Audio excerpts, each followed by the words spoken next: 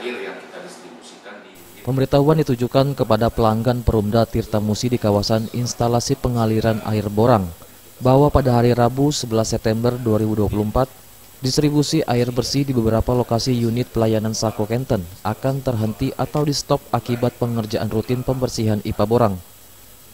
Pembersihan ini dilakukan agar air yang didistribusikan ke rumah pelanggan tetap bersih dan tidak keruh.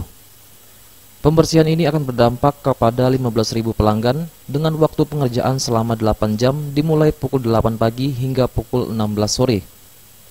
Direktur Teknik Perumda Tirta Musi M. Azharuddin menghimbau kepada para pelanggan untuk bersiap dan menyetok air sebelum waktu pemutusan aliran. Perumda Tirta Musi yang kami jadwalkan sesuai rencana dalam rangka untuk meningkatkan kualitas pelayanan kepada pelanggan Tirta Musi yang pada saat ini khususnya di wilayah pengaliran IPA Borang.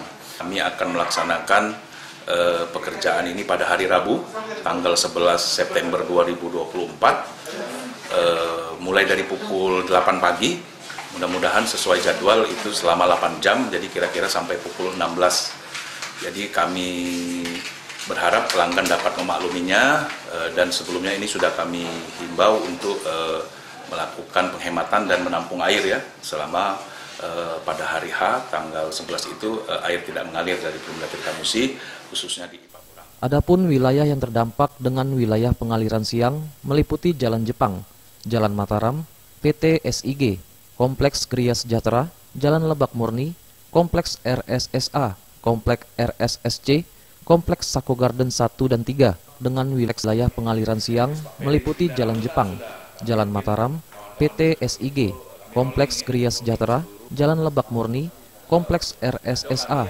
Kompleks RSSC, Kompleks Sako Garden 1 dan 3, Polsek Sako dan sekitarnya, serta Jalan Sematang Borang dan sekitarnya. Sementara untuk pengaliran sore, yakni wilayah Jalan Siaran, Kompleks Pusri Sako, Jalan Lumpur, Jalan Musiraya Timur, Jalan Juaro, Jalan Betawi Raya, Kompleks Villa Purnama, Kompleks Kehutanan, Kompleks Multiwahana, Kompleks Pusri Borang. EZPM, Sriwijaya TV.